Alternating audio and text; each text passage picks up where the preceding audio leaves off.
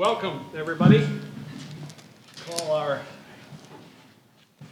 WCC Board Retreat to order. Welcome you all. Vanessa, would you please call the roll? Chair Milligan, Here. Vice Chair Davis. Here. Treasurer DeVarty, DeVarty here. Secretary Hatcher, Here. Trustee Fleming, Here. Trustee Hatcher. I'm still here. Oh, I'm sorry. Trustee Landau. She's here. I can't find my sheet. And Trustee McVeigh. Here.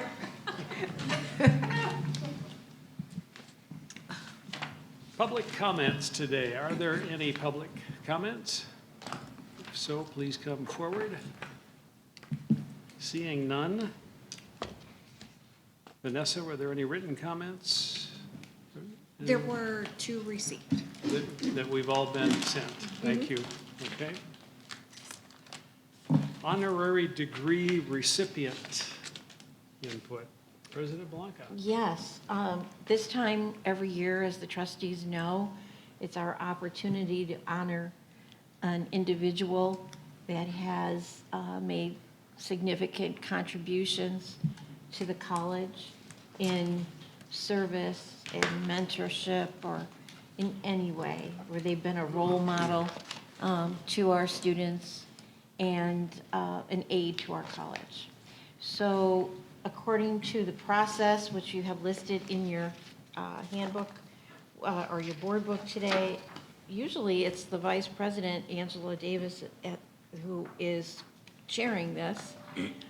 And we can, last year it was, who was on it? Angela, David, I don't remember who was on it last year.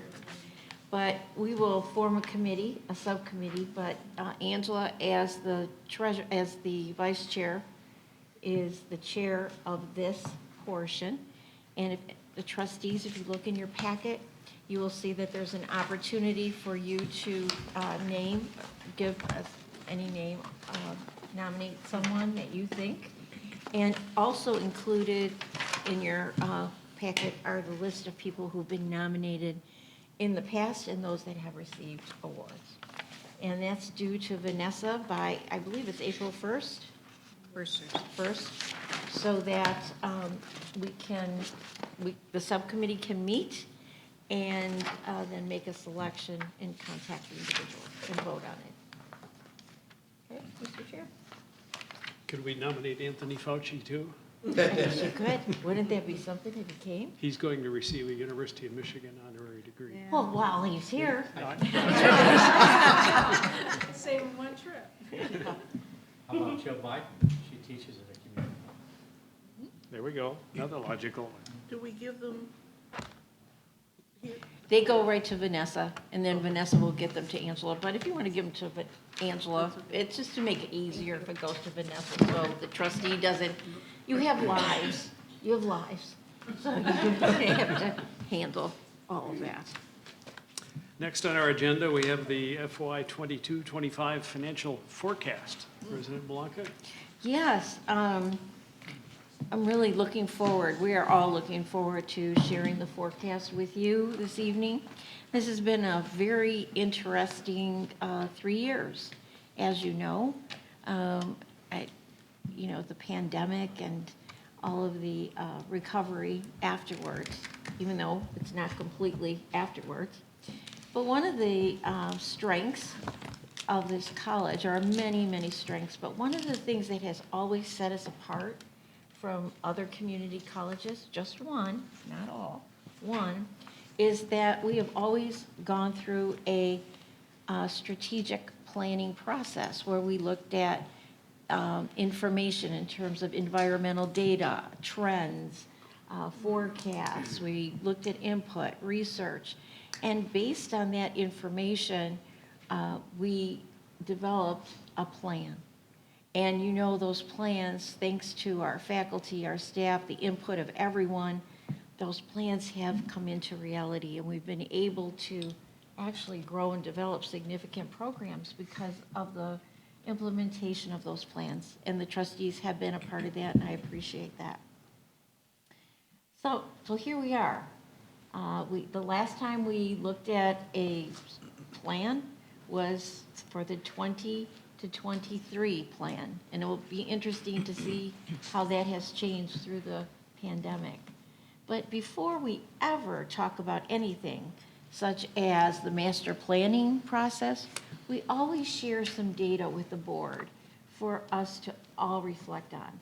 And the data that we shared with the board the last time we went through the master planning process in 2020, I believe, is the same exact data that we shared with all the faculty, all the employees, all the external groups that also gave input into the master plan. So Julie, tonight, before we go into the financial forecast, is going to update us on what we heard in 2020 and what the data says today based on that. And so I'm going to turn it over to Julie. Yes? As we do this, I Xeroxed copies on hard paper for like bookmarks of our mission statement.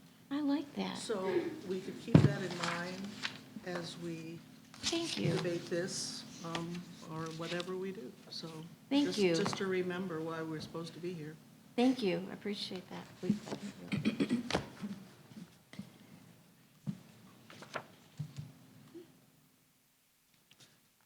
Multiple copies for you. Did you take one? All right, thanks. Thank you, Trustee Hitcher. It's from our, what do you call it? Our book, our rules. Policy, board policy. That's it. Okay, Julie, All right. Dr. Morrison. Thank you. Good afternoon.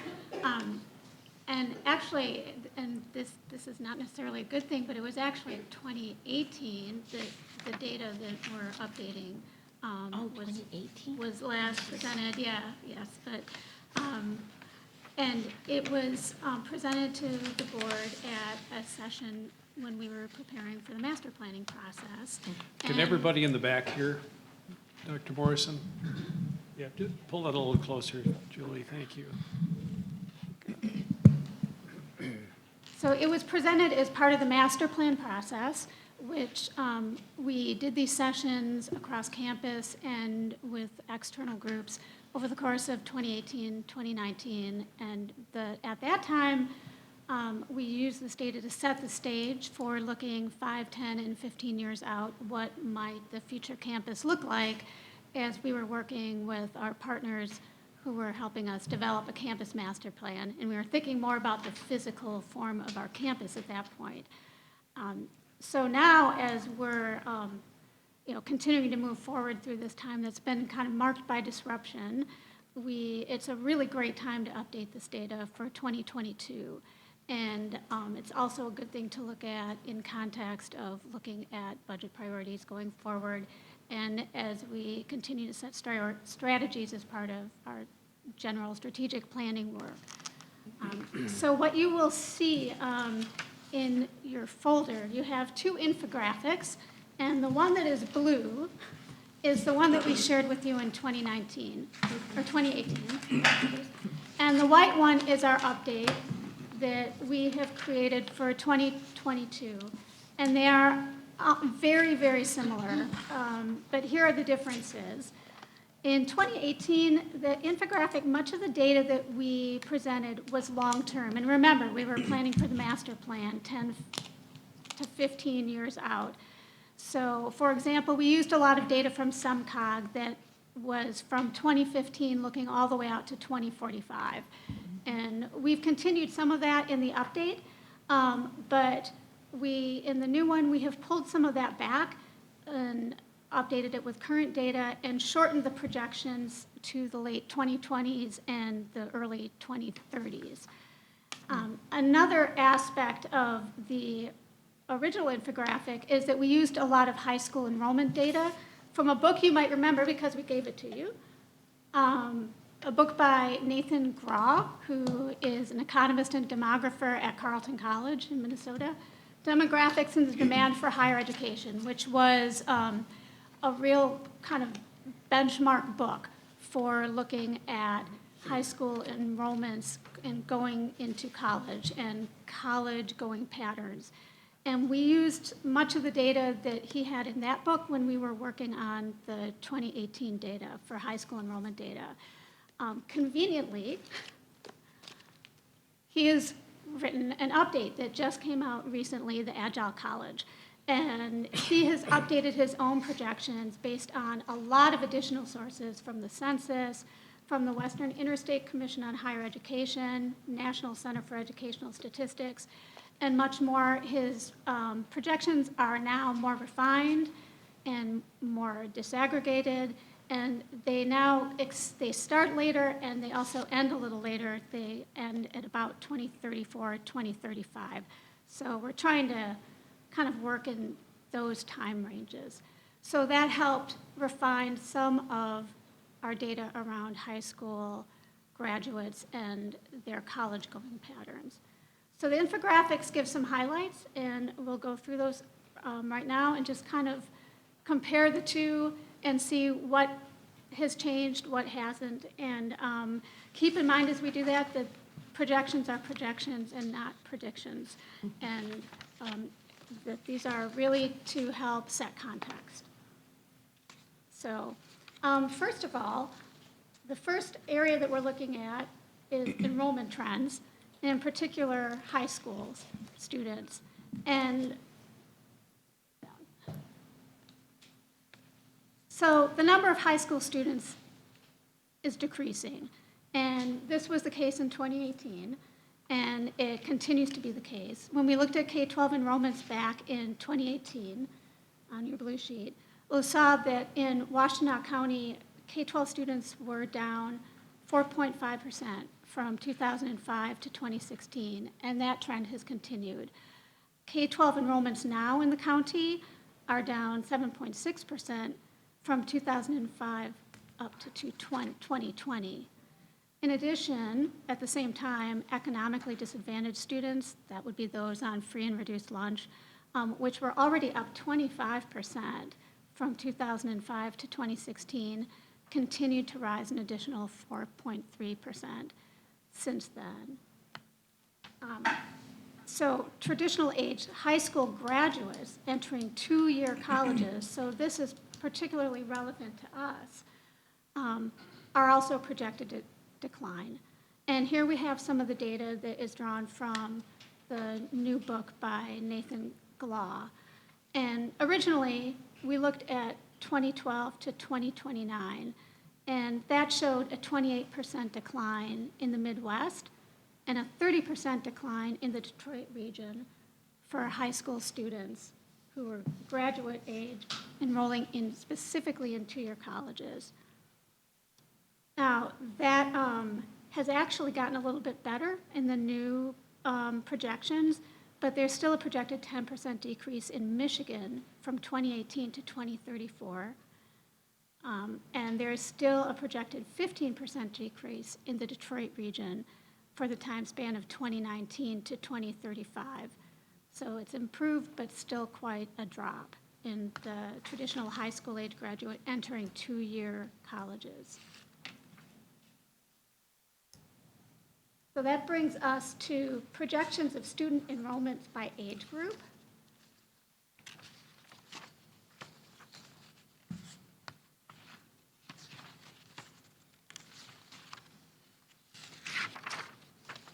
Sorry.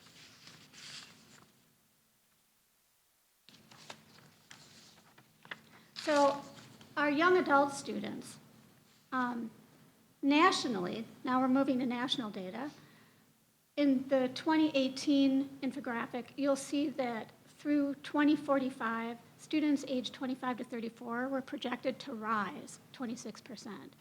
And here we have a change. In 2022, nationally, those same students are projected to drop 6%.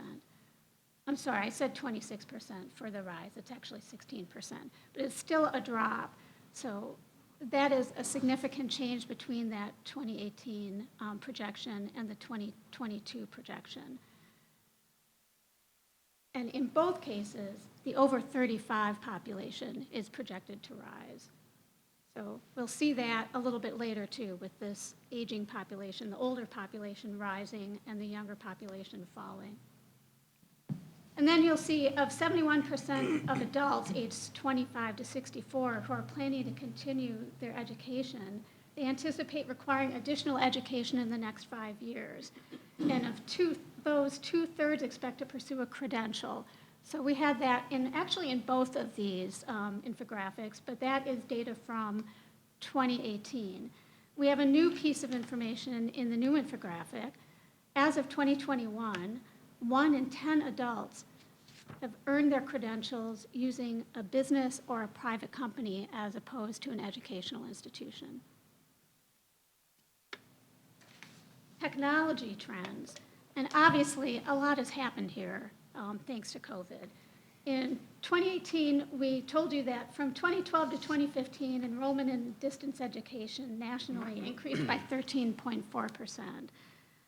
And now, today, nationally, 52% of students took at least one online course in 2019-2020. So that only captures a little bit of the impact of COVID, and things were obviously already moving ahead.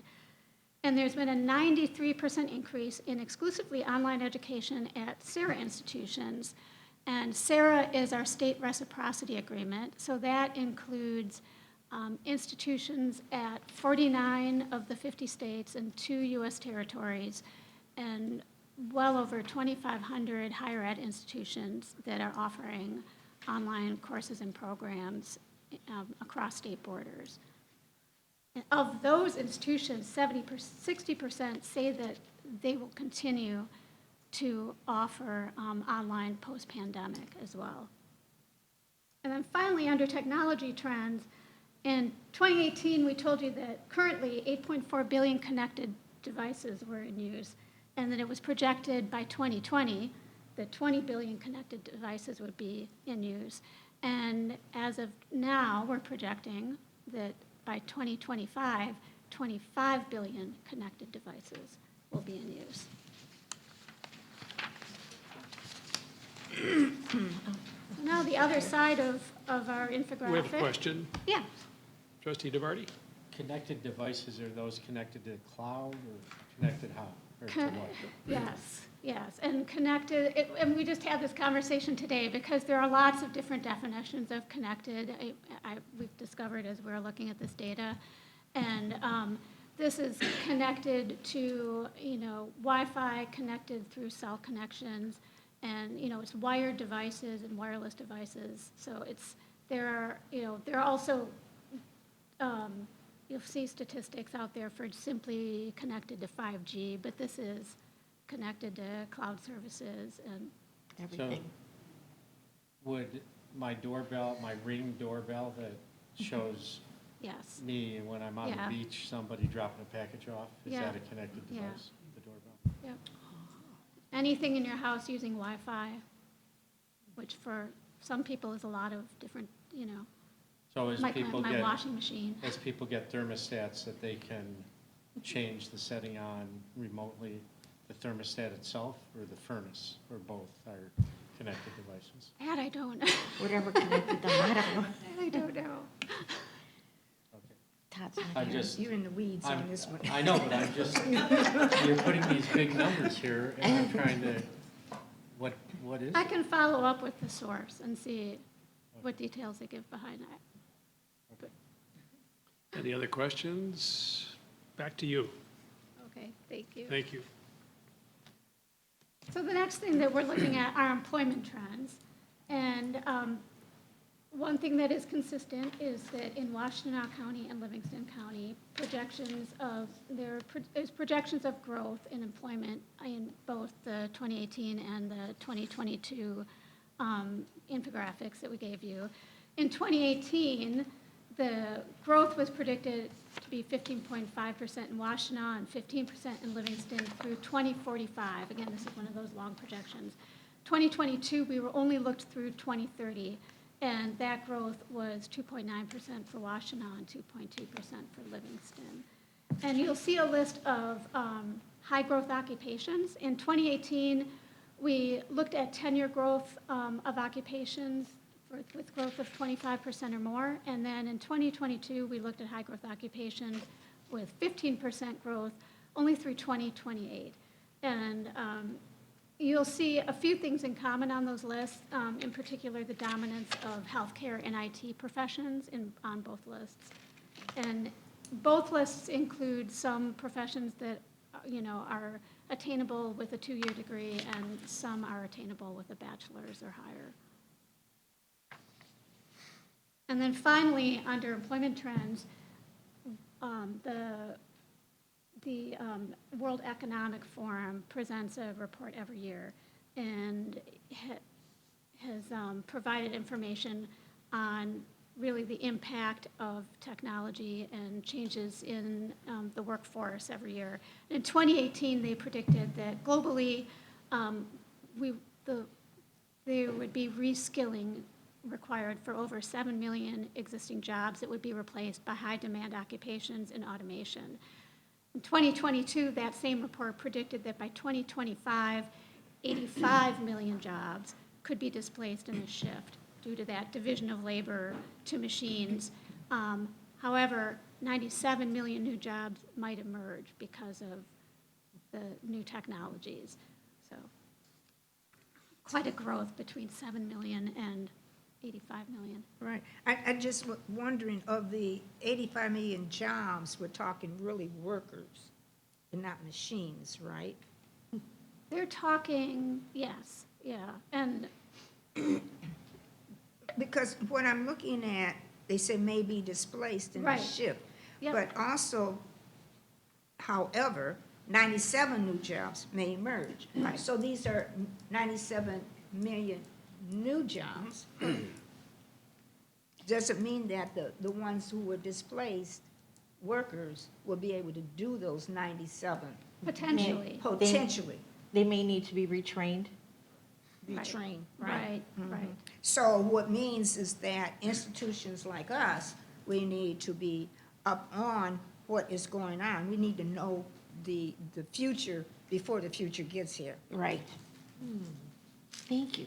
Trustee So, DeVarty? I'm looking at these numbers between the blue sheet, the 2018, and the white sheet, 2022. So on the blue sheet, it says 7.1 million existing jobs will be replaced with other jobs, right?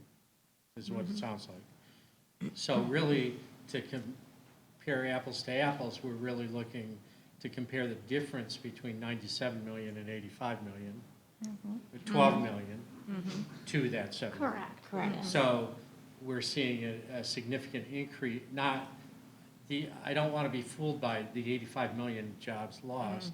I want us to be thinking the number of, I guess it's important to have, if 97 million people are going to be learning new skills to replace the 85 million, that's certainly relevant to an institution like ours. Right. But additionally, in terms of the overall health of the workforce or the economy, what's relevant is the difference that we're actually growing the number of jobs because we're growing the number of new skilled jobs faster than we're making extinct the old Right, manual labor jobs. right, Right. So but I wanted to just add that comment yeah. as we're comparing these. Right. No, that's figures. correct. Thank you. Yeah. Thank you for pointing that out. Yeah. So really, like, as a few of you said, it's really certificates. More need for immediate job training to help people get through these specific job changes as efficiently and effectively as possible. So not across the board, but as it relates to those types of jobs. There will always be, of course, needs for long-term degrees. Okay, Julie? Moving on to population and demographic trends, looking at Washtenaw and Livingston County compared to Southeast Michigan for population growth. Both of the counties, in both infographics, you'll see they grow faster than the state. In the 2018 infographic, we've got the statistics through 2045 again. So Washtenaw County growth was predicted to grow at 26.3 and Livingston at 29% compared to Southeast Michigan growing at 8.1%. The updated data has Washtenaw County growing at a rate of 10.7% and Livingston at a rate of 11.7% through 2030 compared to Southeast Michigan at 2.8%.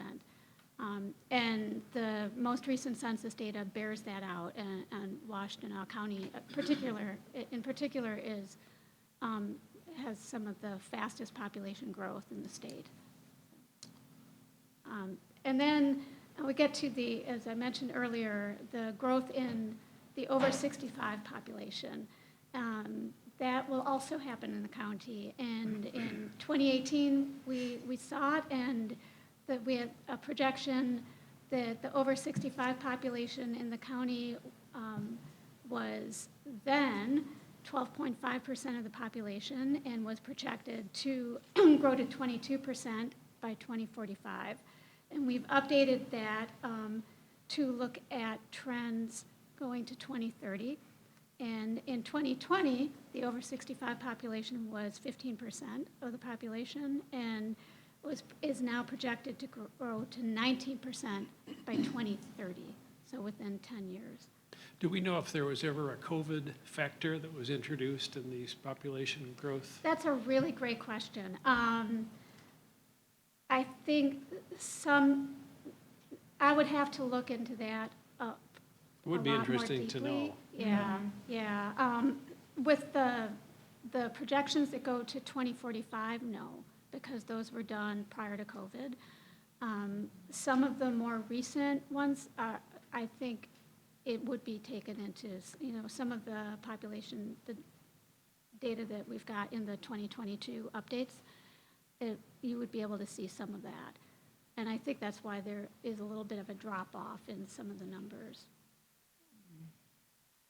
But I haven't seen a really good analysis yet, but I'm keeping my eyes open for that. Dr. Blanco?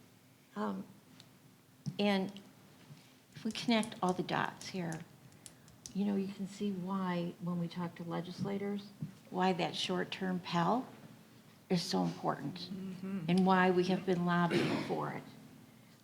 So, I mean, you can, all this data kind of shows you where people will be needing, not everyone, but where a certain population will look for retraining. How are they going to afford it? Some of this retraining is not paid for by Pell. Some of this because maybe it could be non-degree. It could be continuing ed, which isn't supported by Pell, which is why we're working with our legislators to support non-credit programming as well as credit programming to help our residents get the training that they need. So just to put things in perspective of the world we live in, why we do the things we do. Okay, sorry, Julie. And then finally, we've got projected growth or decline in population in Southeast Michigan by age group. And we're talking a lot about age groups, but it really makes a difference when we're looking at who's coming to the college. And in 2018, we saw a decline in ages 24 and younger. And at that point, we were projecting from 2014 to 2045. But then we saw increases in all other age categories. That was in 2018. When we're looking in 2022 at our refined data, which is looking at 2020 to 2030, so looking 10 years out, we see declines in all age groups with the exception of 65 and over. So there is a 5% decline in ages 24 and younger from 2020 to 2030. There's a decline of 2% in ages 25 to 64, whereas the prior projections did not show that. The only growth in Southeast Michigan is over 65, and that is expected to grow significantly to over 30% over the next 10 years. And over 85 is expected to grow more than significantly, 145%. It's a small number to begin with, but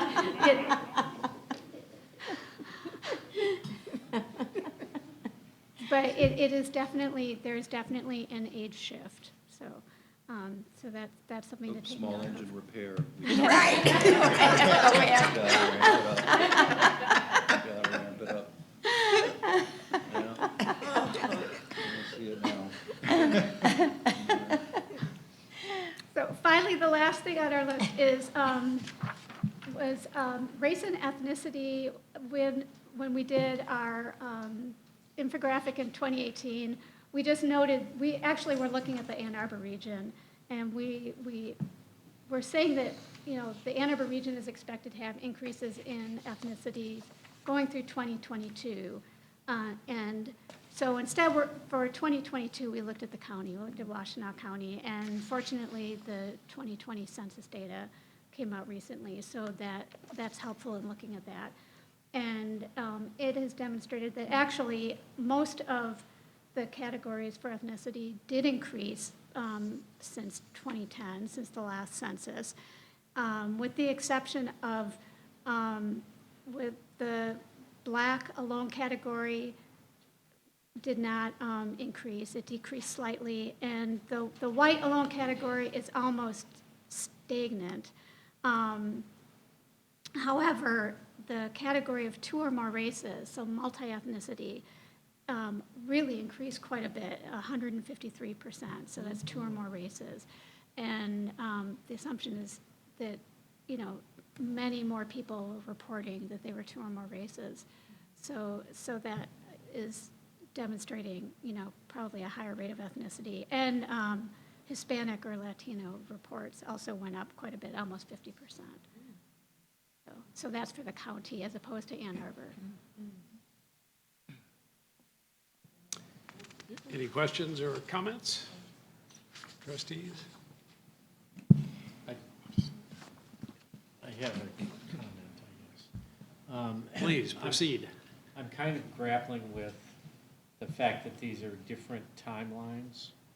And they're dramatically different numbers, but I'm not sure that the fact that they're so different on these papers reflects that kind of difference. And as an example, I'll say the projections of population, the top right corner of the sheet, to growth by 2045 for Washtenaw County, 26.3%, Livingston County, 29%, Southeast Michigan, 8.1%. But then I take this and I kind of compound it, right? And say 10.7% from 2020 to 2030, and then let's say it's the same amount again, which will be like 12% because of compounding, because you're doing 10.7 of an increased number. And then you've got another 5 years on top of that to get to 2045, and it's going to come out at not too much different than that 26.3% if you factor in that kind of compounding. So I'm looking at these numbers and seeing these dramatic differences, but if you really think more deeply about the timelines reflected in each number, maybe they're not so dramatic. Or maybe they are. I just looked at that one. That one comes real simple to say that the differences aren't that dramatic as it looks like superficially. On some of these others, it may be more dramatic. And I haven't really thought deeply about each one of these, but that's going to take a little bit of deeper thinking to kind of extrapolate based on the different timelines from the blue sheet to the white sheet. So that's just a general comment that I want us to be careful and not make rash decisions without a deeper dive into this. Right. Thank you. And, okay, thank you. We're not going to make decisions based on this, but it's just kind of to paint the picture Informational. of, just the changes that are going on around us. But I have good news for all the trustees. You're going to go home with a gift today. Oh, boy. Yes, you are going to get a book. The new book, The Agile, what is the The title? Agile College. The Agile College. I know, Rick, you read the last one, cover to cover. So we will, and what we're hoping is that we could all read this book and just have a discussion, like a book club one night. Just to talk Rose's about. Book Club? Rose's Book Club, yeah, it's a real fun one. Just to talk about and debate or whatever, what we read, and just to get a feeling for the changing demographics of higher education.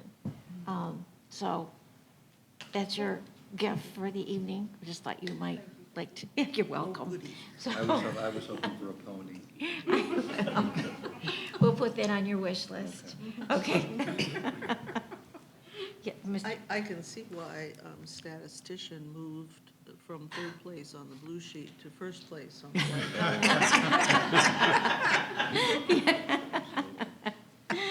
We all need more of it.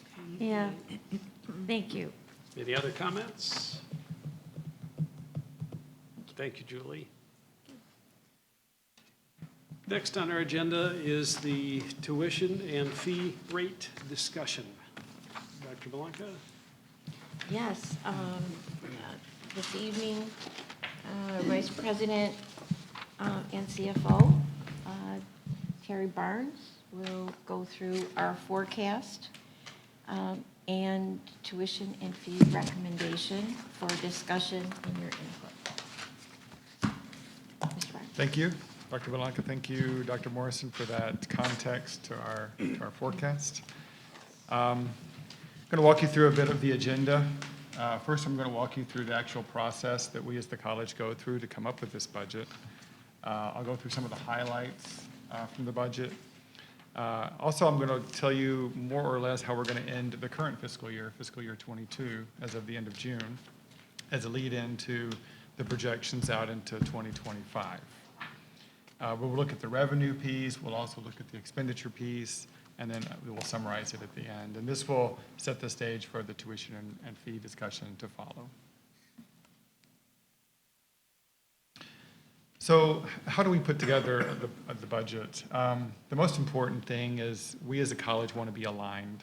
So we spend a lot of time making sure that happens. So the budget process actually starts back in November. We start putting together templates, which we then distribute to the departments around the college in December.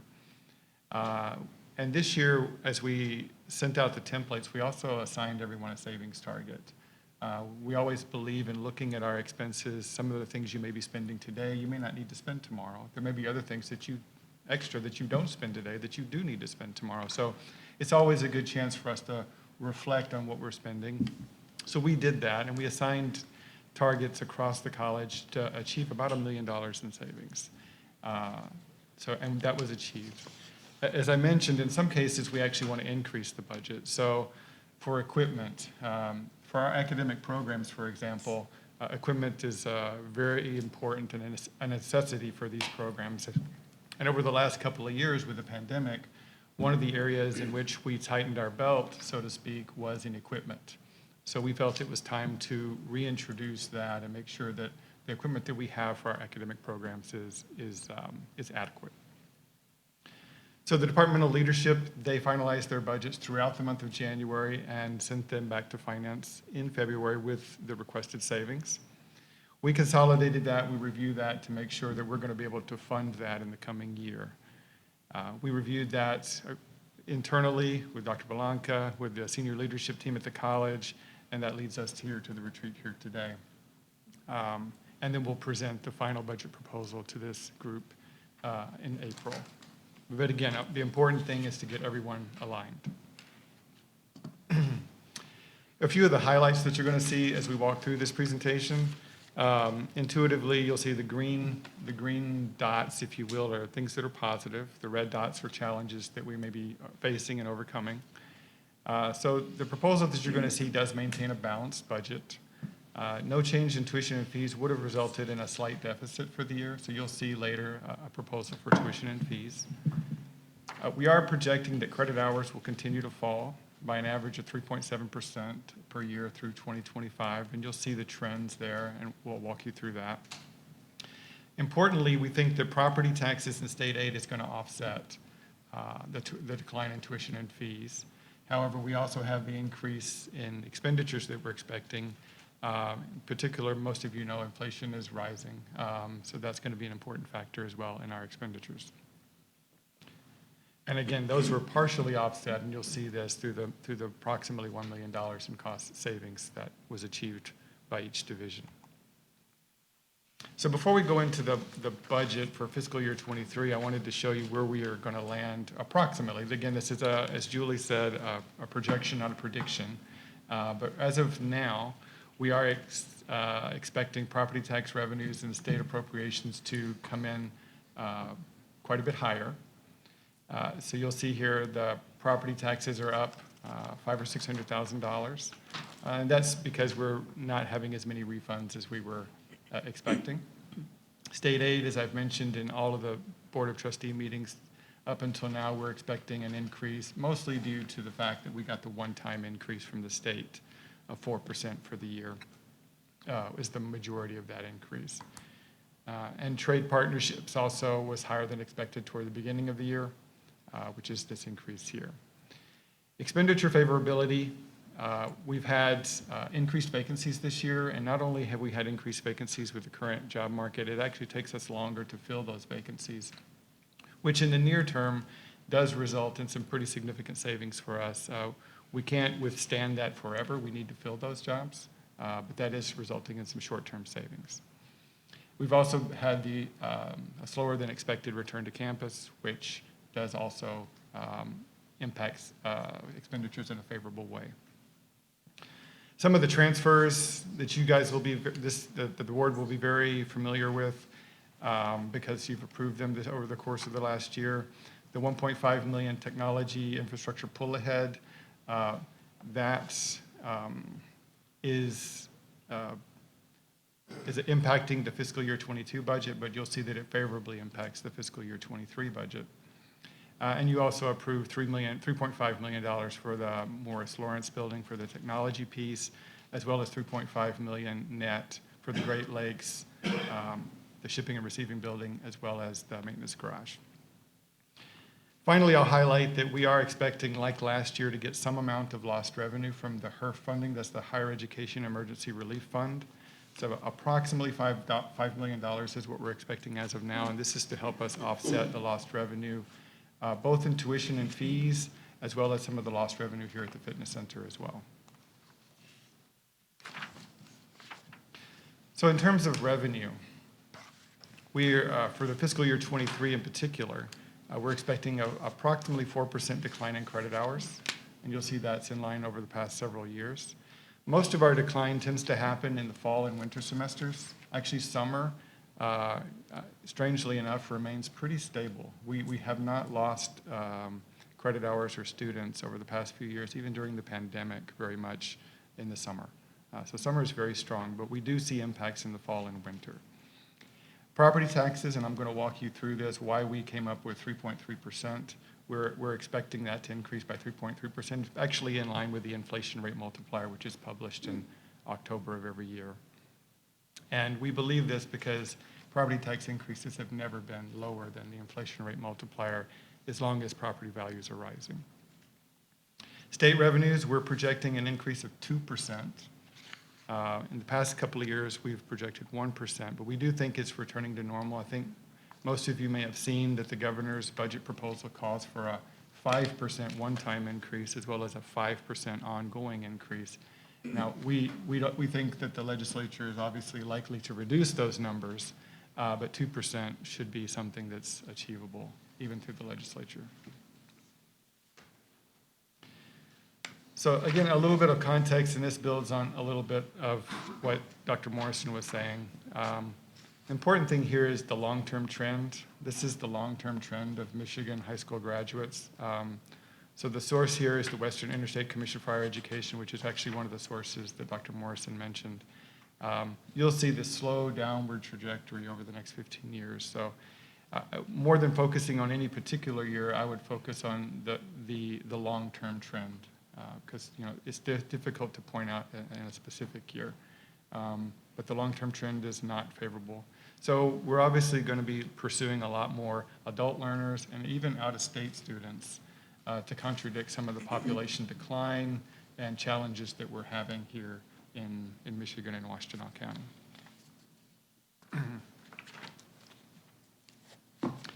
Here are the credit hour trends. So the solid blue line is history, and the dotted blue line is our projection. So since 2015, our credit hours have actually fallen by 13%. And you'll see the curve is a little steeper since 2019, and we're expecting about 3.7% per year decline.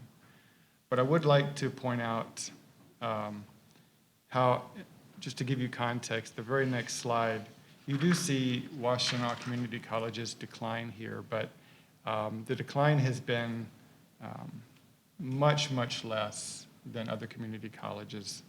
So the team here has done a very good job of arresting that decline here at the college through the quality of their programs, the quality of our programs here. And you'll see that the other community colleges in Michigan are declining at a rate that's 4 times faster than Washtenaw. So through good stewardship from the board, from the leadership at the college, and from the faculty, through the quality of their education, the trend is slightly negative, but it's much, much better than the rest of the higher education community.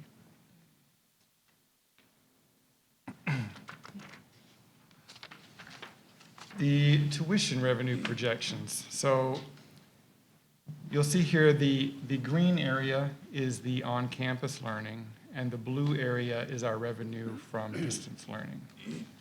So you'll see here, prior to the pandemic, the green area on campus was much, much larger, and the blue area was smaller, our distance learning revenue. In fiscal year 21, for obvious reasons, that took a nosedive, and the on-campus dropped dramatically, and most of our revenue came from distance learning.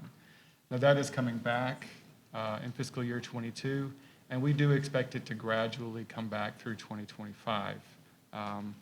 And at the end of the day, the modes that we offer, they're going to follow the student demand, whether they're demanding distance learning or mixed mode or on campus, we'll follow that. But this is our projection that we're seeing right now.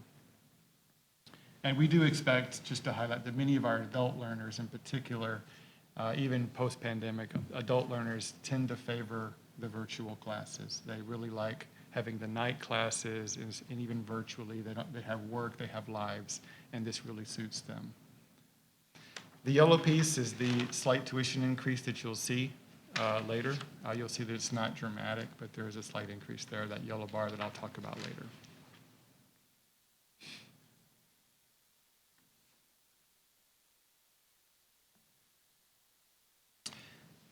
This is a similar chart. The previous chart was tuition only. This is our fee chart. So again, you'll see that our fees pre-pandemic were quite a bit higher.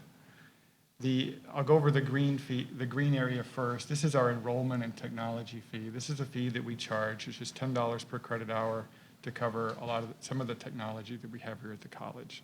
Contact hour fees are fees at certain courses that have excess contact hours. And you'll see that because of the pandemic, those contact hour fees dropped quite a bit as well during that time. And we are expecting those to come back as people come back to campus over time a little bit. I'll go over the yellow portion a little later, but that is a change in the enrollment and technology fee that we're going to be talking about.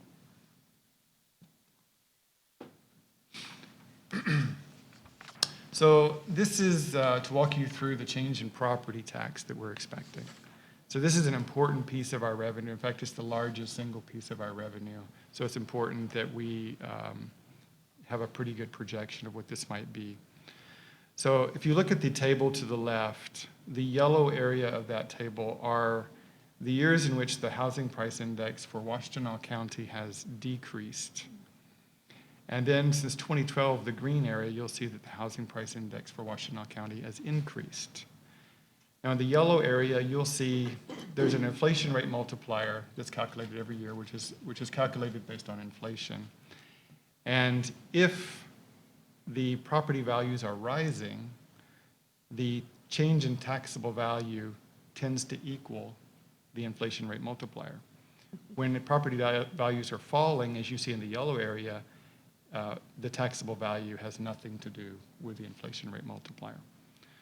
So what can we deduce from this? You'll see in the green area, the inflation rate multiplier always equals the change in taxable value. And so what we're thinking is that because of that trend and because how home values are obviously increasing, that we're estimating the change to be at least 3.3%. Now, that doesn't take into account new construction nor loss of property. So there are some things outside that calculation. So it actually could be a little higher. It's very, very unlikely to be lower.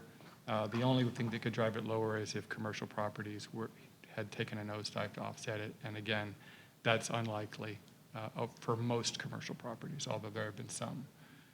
So that's our thinking, is that this should increase by 3.3%.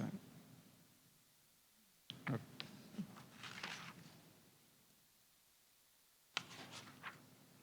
If there are any questions, feel free.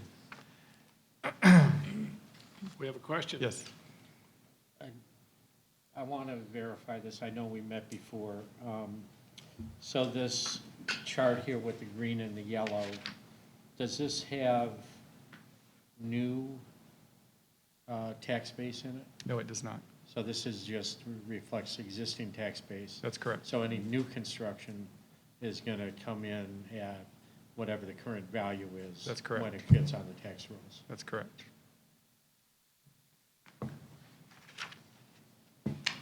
So for fiscal year 23 state aid, covered this a bit in the highlights. The governor's proposing the 5% one-time and 5% ongoing increase. If we were to get that amount, that would equate to roughly $750,000 for both the one-time payment as well as the ongoing. As I mentioned, we think that's unlikely to pass exactly as it's proposed, but we do think that a 2% ongoing increase is very likely. And we've talked to various stakeholders, including the Michigan Community College Association, and I think they would agree that a 2% projection is at least probable.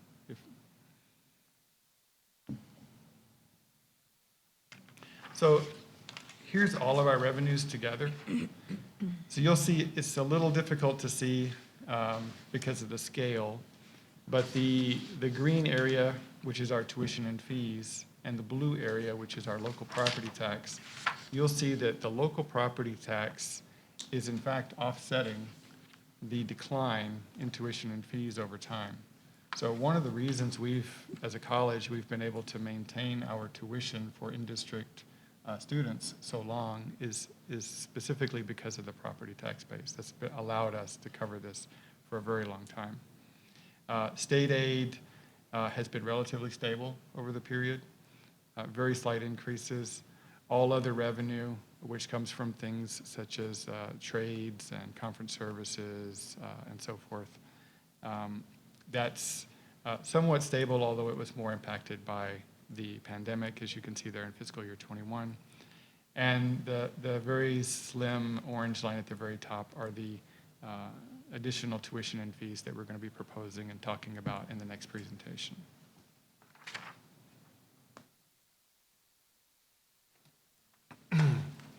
So here's the revenue detail. This is the detail that we're proposing, or we're projecting, I'm sorry. So you can see here that the forecast for tuition and fees, in fact, is quite stable, and our proposal helps us maintain our tuition and fees at roughly that $29 million level. You'll see it remains there throughout the projection. Another thing I'd like to highlight, though, is we went from, in fiscal year 19, when tuition and fees was almost 30% of our entire budget. In fiscal year 23, we're projecting that it is going to be 25% of our entire budget. So the property tax and state tax is becoming a more and more important part of our budget as time passes. So it's something that we're thinking about as we look through this. we're projecting.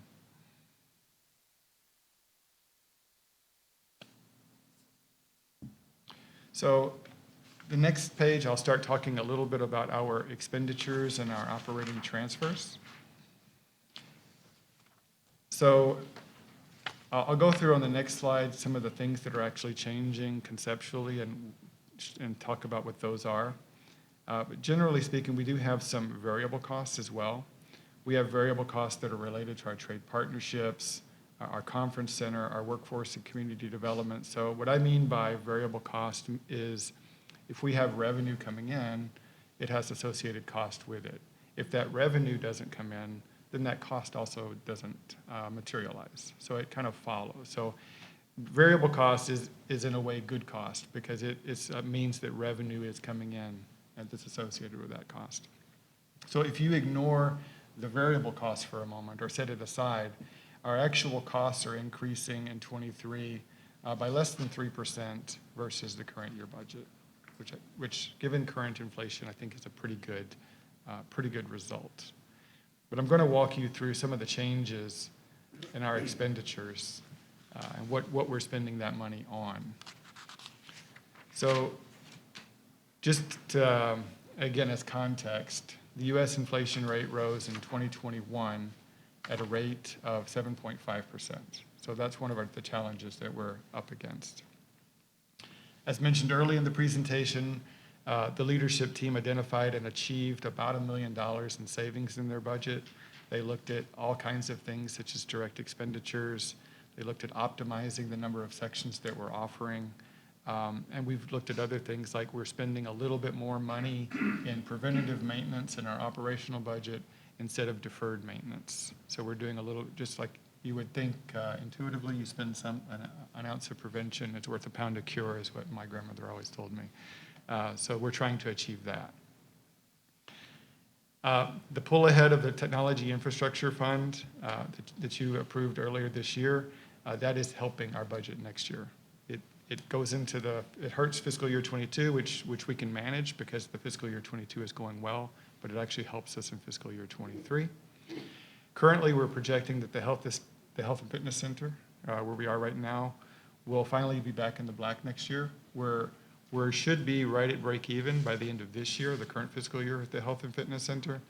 And we're still working with them through Power Wellness on the budget, but we're projecting that they'll hit approximately $500,000 for the current year, which isn't enough to pay the debt service exactly, but it's going in the right direction. And via the lost revenue that we'll receive this year and last, it would still help us cover the debt service. I mentioned the increase in revenue-generating variable costs of a little under $2 million. Increase in investment in equipment. So we are spending about $800,000 a year in equipment, and that's up from $300,000 a year over the last couple of years. As I mentioned, we've tightened our belts over the last couple of years on equipment purchases, but we are going to our academic programs, and my team and EVP Hearns' team has gone and spent a lot of hours walking through all of the equipment needed, what is really needed, what is not necessary for this year, but we've come up with a very good plan to replace the equipment. Utility costs are going up. One of the reasons is we do have COVID protocols, so we have outside air coming in, which results in more electrical costs, for example. We also know that our water costs here in Ann Arbor are going up by 6% in the coming year. So we've accounted for those types of things in our budget. And generally, we have certain expenses that are really driven by inflation and are likely to have a pretty material impact on the cost of both our personnel costs as well as some non-personnel costs. Excuse me, did you say 6 or 60%? 6. 6. Yeah, Okay. sorry. 60 would be crazy, yes.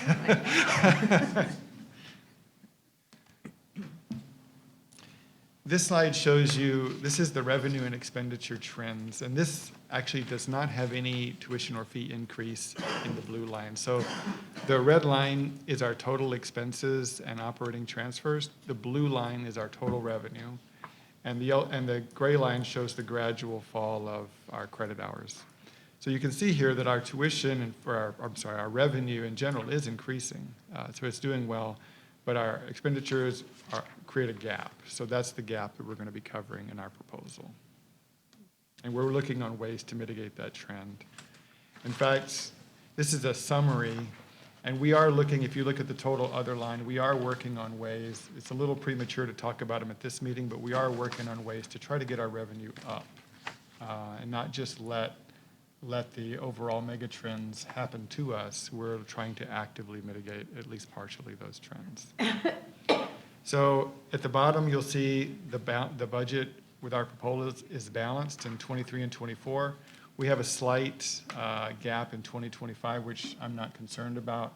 On a $120 million budget, we'll easily find $670,000 over the next couple of years and be able to mitigate that, either through revenue or expense or a combination thereof.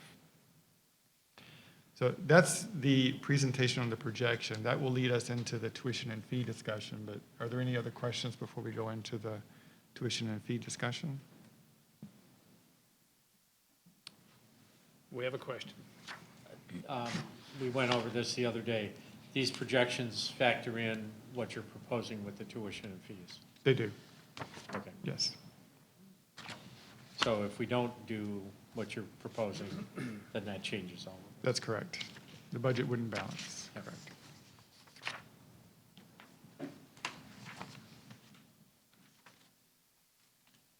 I have a question. Yes. Just trying to parse some of this. Your slide on page 8, I think it is.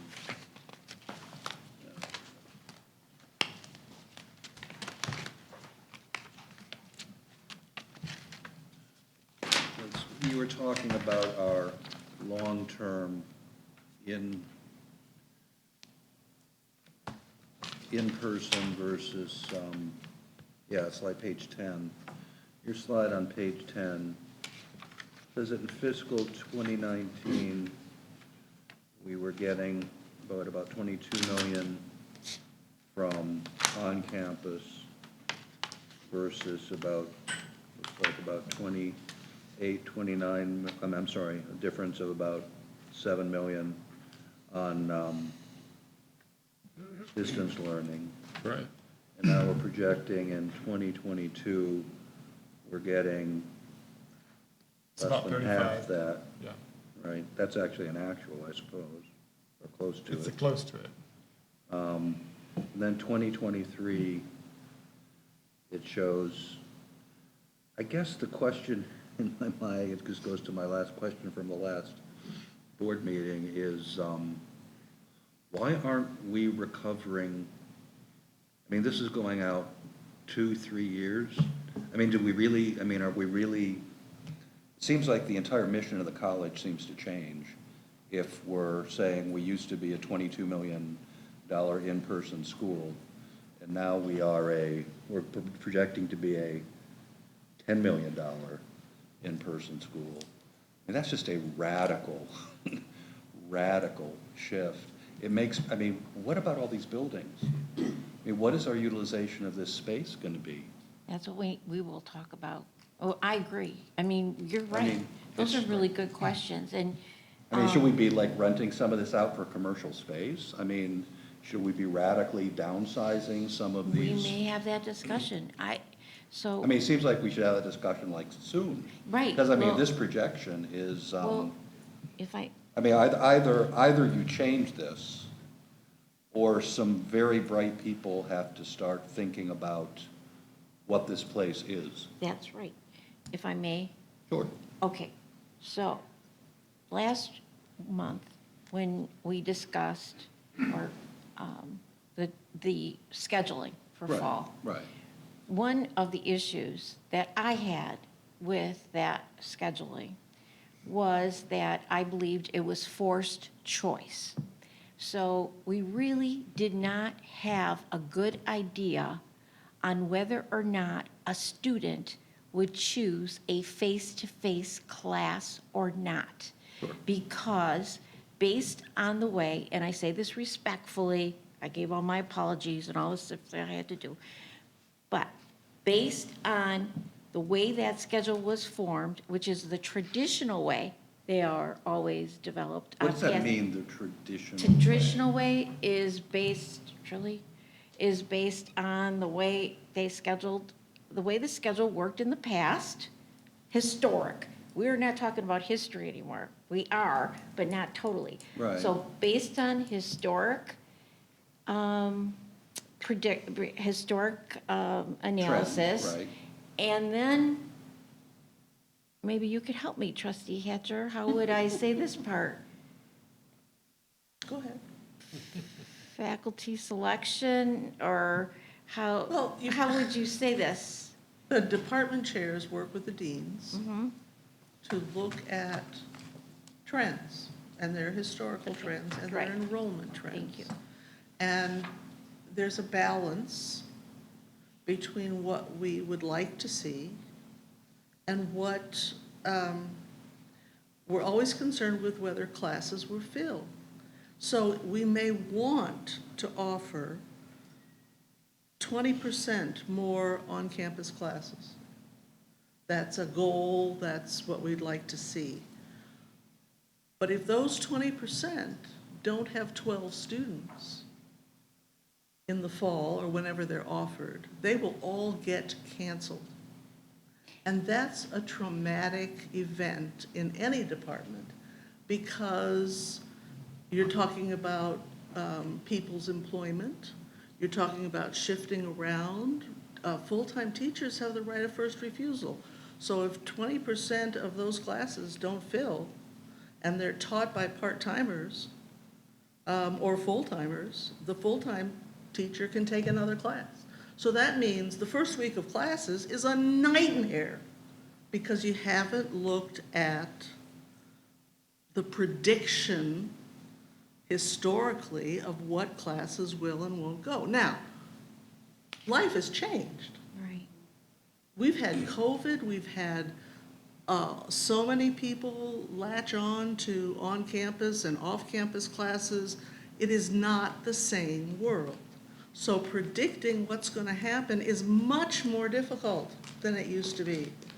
And we can promote and advertise and get out there. I mean, I am in favor of on-campus classes because I think people need to sit next to each other.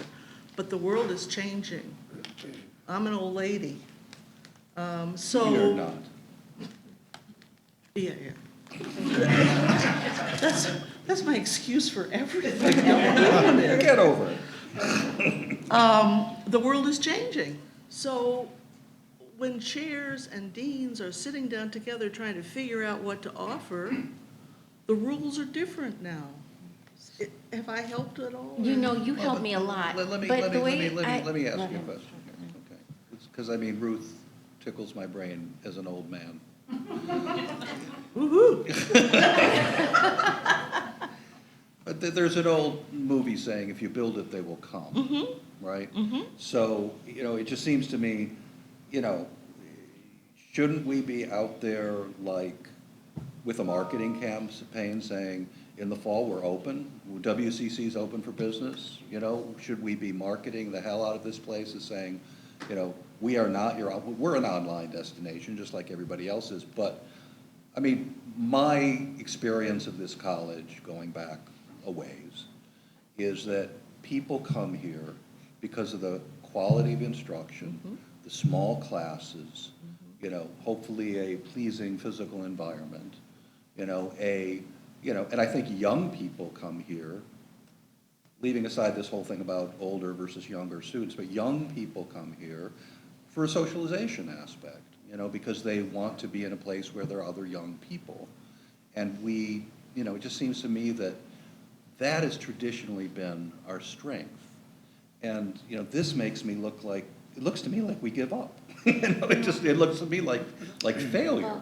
I mean, if I'm student that wants to go to medical school and I want to take organic chemistry. To me, the students, those are the students, they come here because they have a smaller class and a good instructor and people who are going to hold their hands and, get them through it rather than throwing them into the shark tank that is the University of Michigan, where you're dealing with people who are just clearly, going to do anything they can to get the A in that class. It just seems to me that we should be the destination for in-person, on campus learning. And this looks to me like until 2025, we're going to be basically an online destination. Well, if we can't, I think the marketing idea is a great idea. I think we try to sell the small classrooms, the good teachers, but that's not to, I have no idea Well, neither do I, but it whether just seems that to me like, marketing will work. but when we make these projections, it's like, I'm all in favor of projections. Yeah. But we have agency here. It will take time Well, for that to change. so, Yeah. if I may, Oh, yeah. may I, sir? May I? Please. May I? I'm- Okay, well, I thought you wanted to talk to, No, okay, I'm okay. You have So- the floor, President Blanchard. Thank you. I agree with both of you. Now, wait, but, my problem with this whole thing, or what I'd like to figure out, is I believe the schedule, the way we have done it in the past, I'm not saying it's wrong, it's the way everyone's done it in the past, I don't care what school you're from. It's not wrong, but it was a forced choice. Because based on historic, we gave the customer a forced choice. So we said, we are only offering X amount of face-to-face, X amount of online, X amount.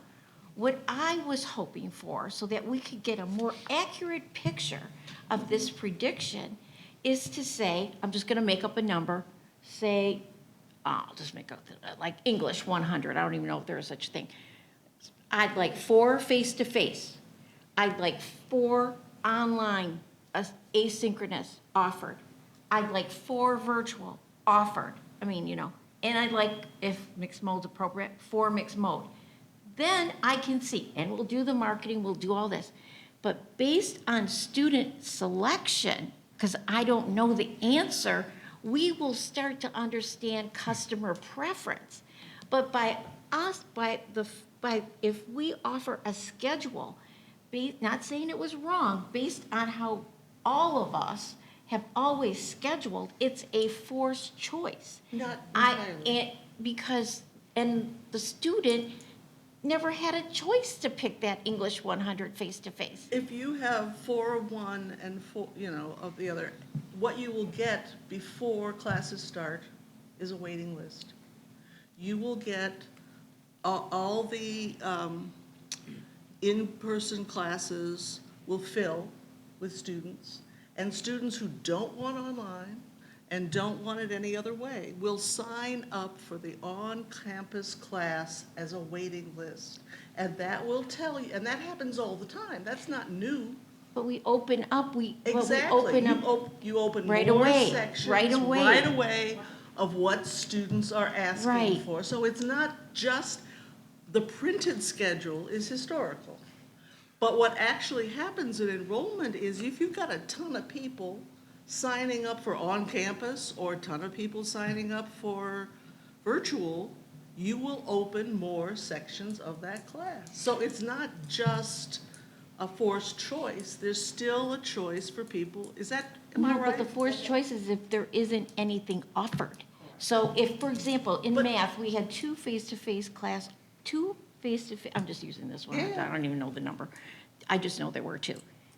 If there's only 2, well, how do we know if students, if there's only 2 and it's at a certain time, what choices do Because you students have a list of 20 students who want that class. At that And time? At that So time, and here's you will open here's that my class. caveat on this, having helped some students select classes, Okay, okay? I've helped a few. I know you have too, but sort of, and on the parent level, you look at what's offered, you look at what professor or what teacher is teaching that course, you look at their evaluations, and you make a decision on whether or not to sign up for that class. If we don't have names associated with sections, and if somebody knows, Teacher Smith is a great teacher, okay, and they're teaching, English only online, all right, they're not going to sign up, and they're looking for that teacher. First of all, this whole right of first refusal thing blows my mind, but that's a whole other issue. That's a whole nother That's issue. a whole, Let's not that go sounds, there. insane to me, quite frankly. Sounds That's a fair to me. contract issue. Maybe that's something we have to look at when we're going into contract negotiations. But it seems to me, this person should be deciding, and her counterparts should be deciding what online courses, what in-person, based on the best data available, because no individual faculty member, no individual trustee, no individual anybody has the, experience, expertise, or whatever, to be able to put that smorgasbord out there, which is our course catalog. But you're right, if the course catalog doesn't have these English sections taught by this professor, taught by, this adjunct, by this whoever it is, and it's not a fair fight. You're not picking out, the way we typically ask people to pick out classes. So if our best faculty decide they're only teaching online courses, that's craziness to me. Well, that's an entirely different conversation. Okay, I'm really, About then. what your best faculty, and some of your best faculty are part-time. Sure, okay, So, yeah, and the reviews you look up will show that. right. Okay, so when you're selecting classes. But that's a whole nother discussion of who works on campus and who doesn't. That's a whole nother HR issue for the entire campus. Right. Does everybody work at home? No. Or do some jobs have to be done here? Can all the faculty work at home or not, or what percentage? That's a whole nother retreat. It is another retreat, because I would like to hear the board. But I'm only at this retreat right now. I and know we're not you gonna have are. another I love retreat. that. And I'm We're gonna have a lot I'm of looking at retreats. these numbers, and I don't want to wait till the retreat in fiscal '23. What do you want? I want it to be a fair fight. What- I would like us to put out a catalog, a lot like we put out in 2019, and see who signs up. That's what I But- want. But what happens when Forced people choice. don't sign up for that? Well, then we fix deal it. with that. Then It's we'll gonna be a know. mess. Then we'll know. Then we'll have a mess, and you'll have a lot of people that it's getting harder and harder across the country to find good teachers. And if you hire good teachers part-time to teach what you want in that, and the classes don't fill, they go away. So you have to understand the risks of doing that. It sounds wonderful, let's try it, but you're gonna disrupt a lot of lives, I'm just Yeah. saying. Well, and I get that, but the alternative is just to make a sort of command decision and say, we are going to offer X online courses and X in-person courses. It's not a command decision, it's not made in a vacuum. But in order for it not to be a vacuum, you need to have a level playing field. You have to have the courses out there, and then we adjust based upon who shows up and who Yes. signs That's up. what we do. Yes, that's But what I that's not what wanted. this does. The other This side is of a the table's got a projection. comment This here. is not what happens any given semester. Then why bring are you we in, just a minute. projecting that it's gonna be, Because that is what has happened. we have And no what- idea, this is a mystery. Well, There's no history, there's no history. Well, This is unprecedented. the problem is that there was a COVID thing that messed up everything. But So we nobody- have no idea. But it could be, there's gonna be a huge, everybody's gonna wanna see other people in like the fall of 2000. And then we'll offer more on-campus classes. But Not can a we problem. turn that quickly? no. Who knows? May That's we why hear we from have Kim to Hurd? this first. We can have that as a goal, go for it. But if- Stand by, Ruth. Kim, talk to I'm us. sorry. Okay, so number one, trustee Landau is correct. We need to have a fair catalog for everybody, which in a month, we have done. We have all the classes in all the different formats that are out there. Linda has helped us put together a tool with IT, so we're getting feedback from students. I think to support this forecast, the one thing I think is so important to say that is not in this conversation is that what we did learn over COVID is that there were a lot of students who we were not serving. There were students who needed to get here from a job they got off at 5 o'clock and they couldn't get to campus. They didn't want to take online classes, and a virtual classes is meeting their needs. And I think we're going to learn in the next year to 18 months what that really shakes out to in that projection. What we're seeing in a couple of weeks is that a lot of students are saying, hey, I can do a virtual class at night that I couldn't do before because the online courses prior to COVID had killed much of our night courses. So I think it's not about giving up on face-to-face. It's about us all learning together what is going to be the right mix to meet the needs of students. Because we've all learned through this crazy 2 years that there were a lot of students who we were not meeting their needs because we couldn't meet them where they were at. And those virtual classes do allow us to do that. Well, And I think that makes a big difference because the virtual classes are synchronous and the students are still getting our great faculty and getting the interaction that they didn't like or maybe didn't prefer with the online courses. So the hard part is we have 3 modalities now, not just 2, we're really 4, and we're trying to figure out what the right mix of that is. And we don't know, but I'm proud that we're gonna have a student-centered mix of what that is. And then I think, as Dr. Belonca said, there's tons of other things we're gonna have to figure out. Here's my concern, prediction, whatever you have, whatever have you. And looking at the projections that we just got, okay? We have at least 3 distinct populations. We've got way older students, in 50s, 60s, okay?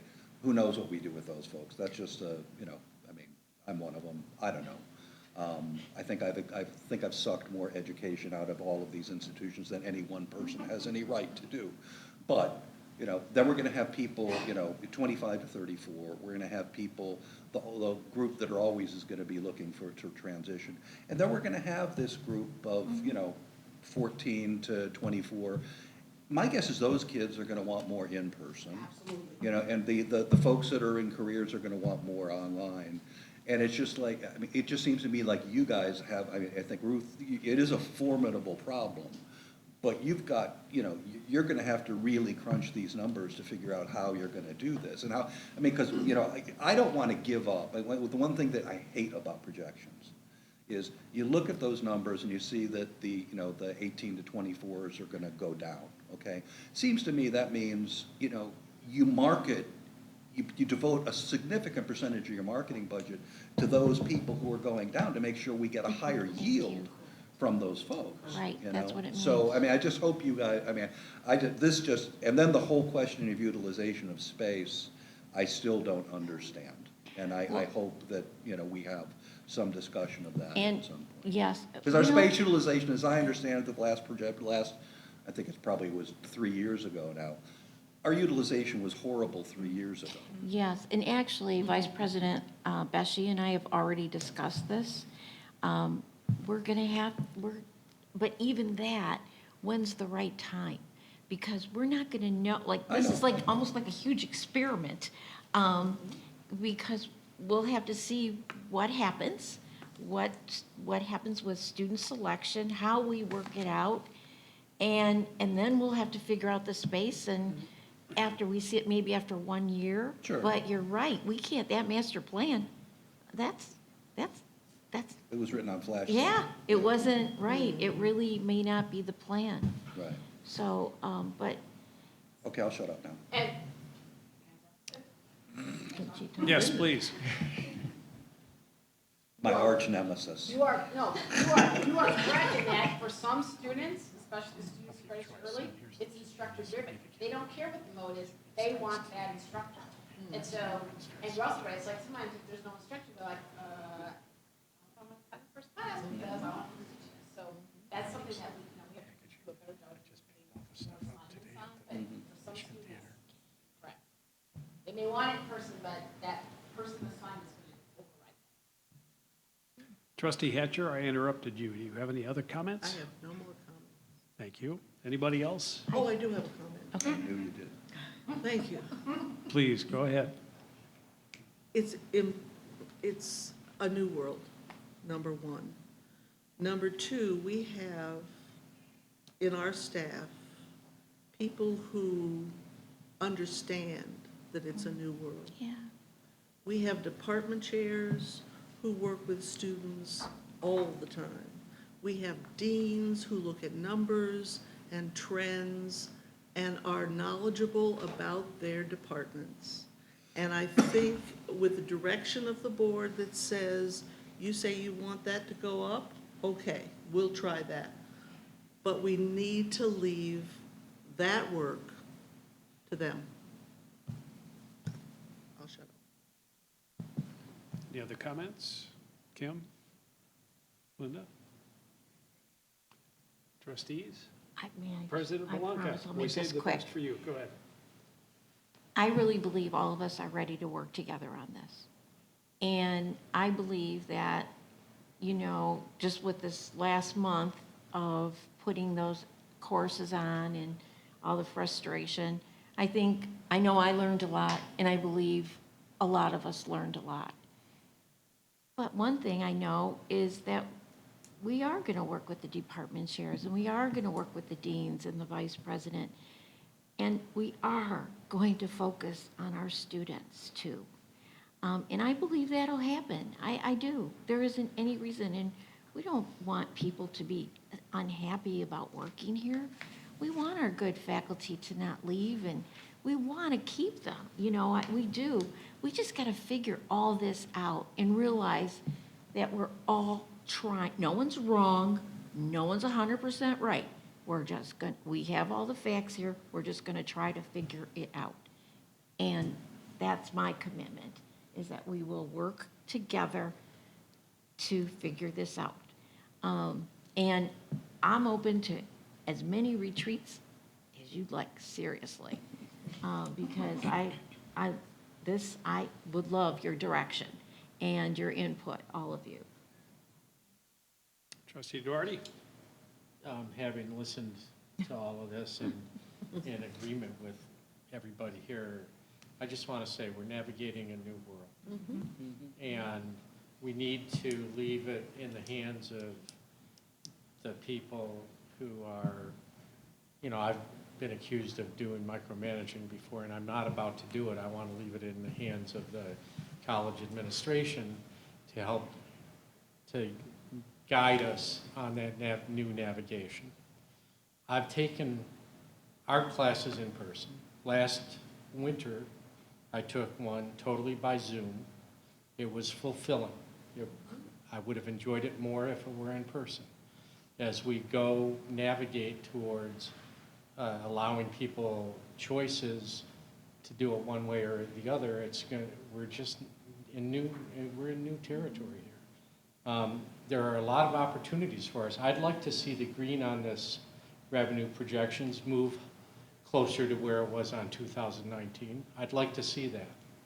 I also recognize, and as we're talking about age cohorts and what we're offering, I know we're partnering with high schools in other parts of the state. And we're not necessarily offering them in-person classes.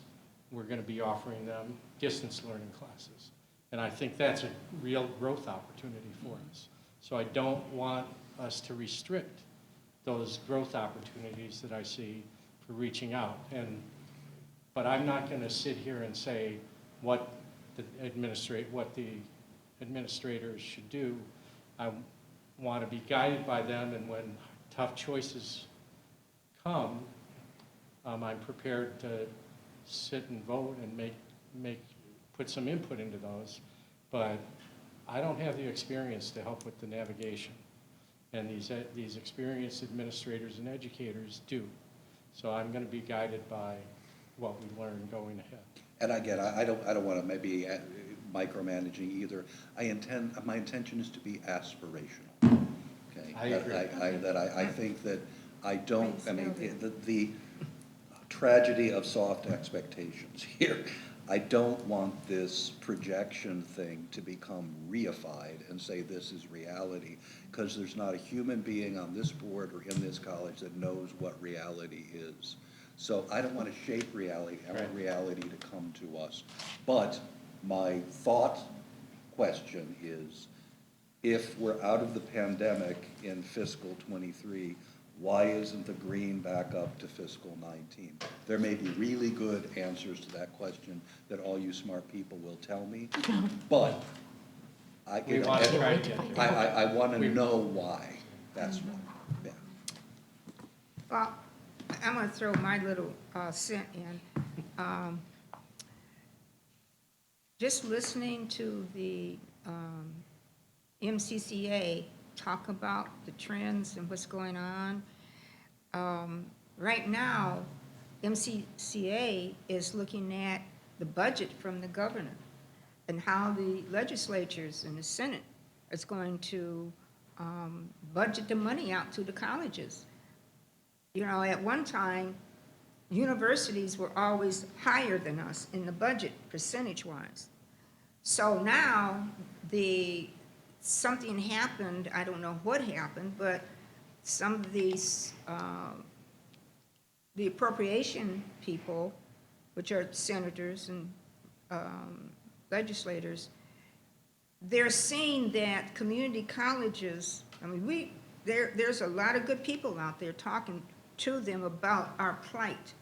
Because at our school, I don't know if everybody realizes this, throughout the state of Michigan, the 28 community colleges, we are up at the top of getting appropriated money.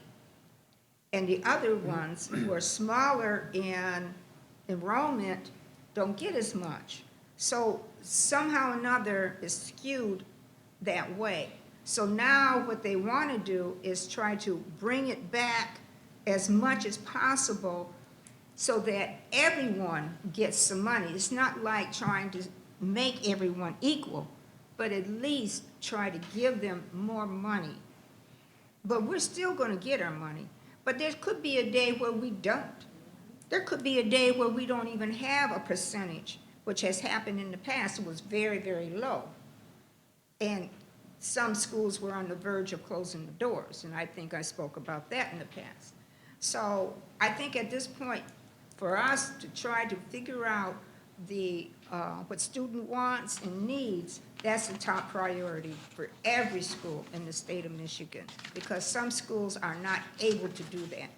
And so we just have to pull ourselves together and look at what is it that we want to do and how we're going to do it. And it has to be, yes, everyone has their own ideas. Everybody has something to say.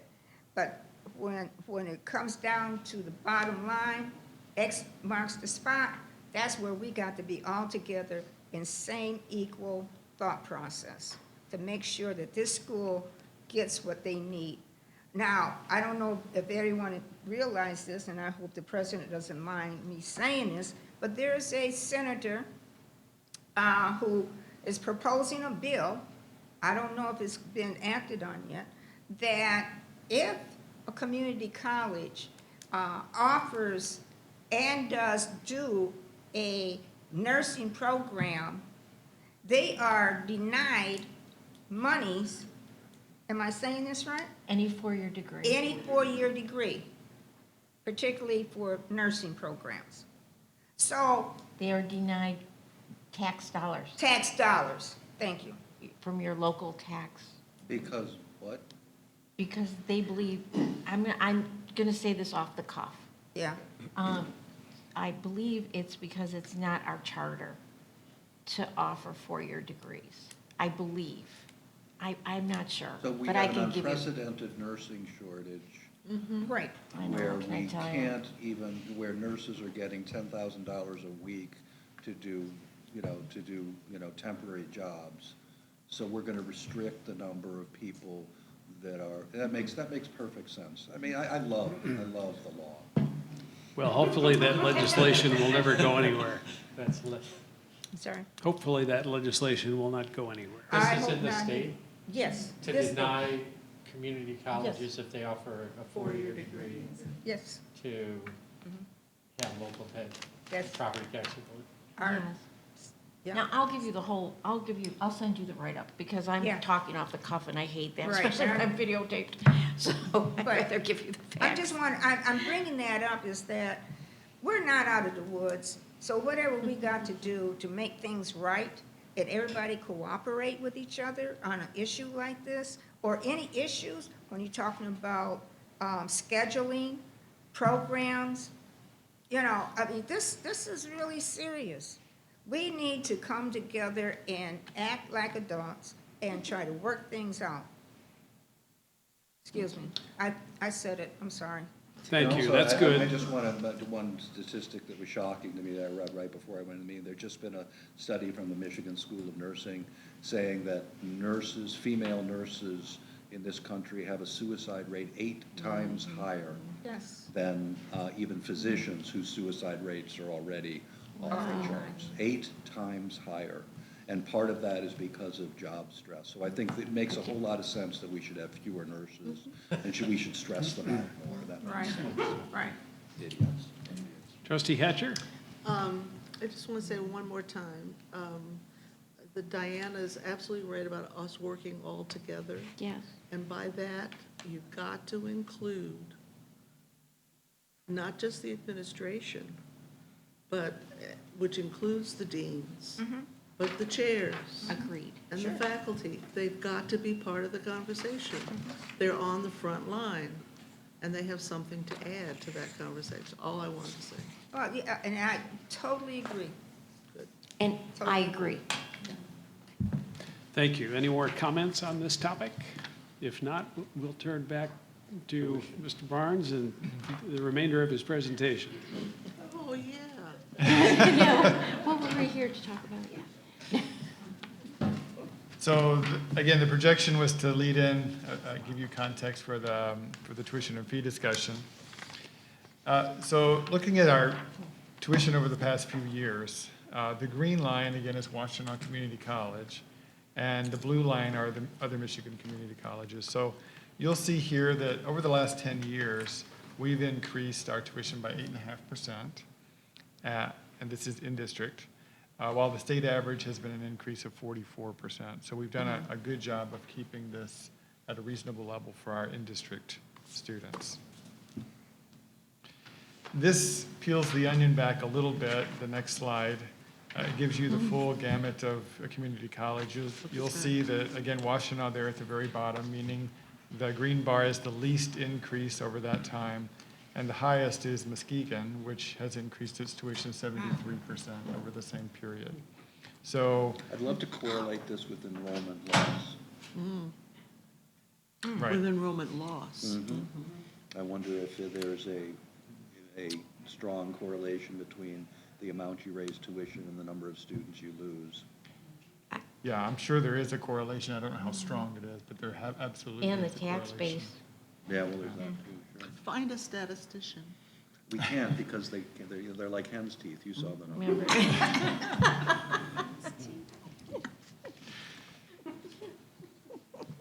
So, again, this is similar information on this slide here. It's actually sorted on the full-time cost, the column where it says Washtenaw at 1725, that's the cost of a load of classes. This is basically giving each school the same load of classes and seeing what it would cost at each individual school. So you can see that Washtenaw at 1725 is neck and neck with Wayne, and a little higher than Oakland. But we're below average in terms of costs, meaning a better value across the board, whether it's in district all the way to international, as well as if you just look at the colleges that have enrollment of over 10,000 students, we're still below average cost versus all of them. In terms of absolute tuition, we're at $95, which is by far less than the other colleges. Here's our online rates. You can see that we're very competitive. We're very competitive both in district and across the board. Again, we think we have a good online program, and we seem to attract a lot of students in district and out of district because of it. And you can see here again, just like the in-person classes, we tend to be below the average cost, so making the college more affordable for more people. International, We're kind of middle of the road here, but again, not the lowest rates, but very competitive even for international students.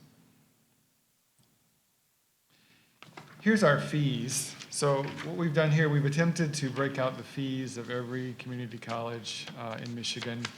And you can see here that we have the lowest non-course fees per credit hour at $10. It goes all the way up to $54. Now, what are these fees specifically? It can be different at various, every college has their own fees. In our case, it's the enrollment and technology fee is what we currently have. Okay. But some of them have enrollment fees, they have facility fees. Is this like per credit hour, or is this just flat rate? It also varies. Some are per credit hour, Okay. and some are flat. So what we've done in the case where it's flat is we divide that by 8, because a typical load is 8 credits for most community college students. So that's how we arrive at this number for comparison purposes. Got it. So you can see here, we are the most affordable, and even the only ones close are Macomb and Oakland, which, their credit hours are quite a bit higher than our number of credit hours, so they get a lot more fees as a result of that. The next slide just will show you what happened in this fiscal year. So what did other colleges do in the fiscal year that we're currently in? And on average, colleges increased their tuition by $5 per credit hour, and they increased their fees by $2 per credit hour on average. And every college, with the exception of Washtenaw and Wayne, increased either their tuition cost or their fee cost. Lansing did have an offset, the one offset the other, but other than that, it's, we're one of the very, very few who've been able to maintain this. You saw that we maintained it over time as well as last year. So here's our fee recommendation. So the enrollment and technology fee that we currently have has been increased once since 2004. It was increased in 2018 in the fall. Since then, we've made substantial investments in our infrastructure and facilities, technology, sustainability. And as the board is very familiar with, you approved $5 million investment to increase the bandwidth and the reliability of our network here at the college. It's a $5 million project. And in the projection that you just saw, we're counting on spending $1.5 million annually to ensure that that infrastructure stays up to date and is always current. We've spent $1.5 million over the last 3 years in other computing technologies across the campus. And again, in our projection, we're looking at $700,000 a year in ongoing costs. Dr. Morrison mentioned the increase in devices around the world. Those increase in devices result in more cybersecurity risk. Our cybersecurity costs, we spend $400,000 per year in cybersecurity costs alone. And our insurance costs for cybersecurity has gone up 150% over the past year.